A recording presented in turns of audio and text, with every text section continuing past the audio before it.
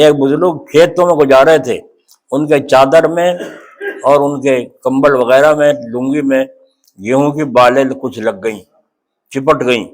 جب گھر پہنچے تو وہ بالیں دیکھیں، انہیں اتار کر جھاڑیں اور فرمایا پتہ نہیں کون سے کھیت کی لگی ہیں، کس کے کھیت کی لگی ہیں، کس کی نہیں۔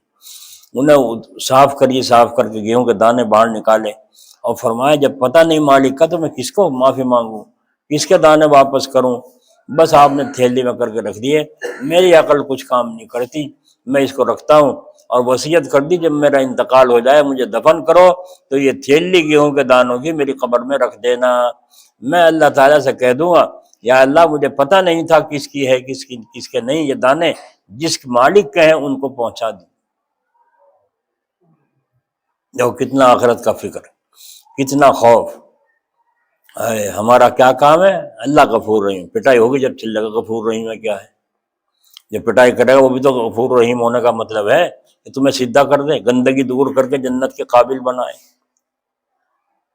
اللہ تعالیٰ کے یہاں پیشی ہوئی، کسی نے خواب میں دیکھا، پوچھا کیا گزرے گیہوں کا معاملہ؟ فرمایا اللہ تعالیٰ نے فرمایا یہ گیہوں ساتھ میں تھیلی کیوں لایا ہے؟ میں نے عرض کر دیا کہ اس لیے لایا ہوں کہ اللہ جو اس کا مالک ہے ان کو آپ ہی پہنچا دیں۔ تو آپ نے فرمایا اچھا یہ ہم گیہوں ان کو پہنچا دیں گے، ان کا بھس کہاں ہے، اس کا بھسا کہاں ہے؟ کوئی جواب نہیں تھا، نہیں ضروری، بھسا بھی تو اسی کا تھا کسی اور کا تھا، یہ گیہوں تھے اس کے۔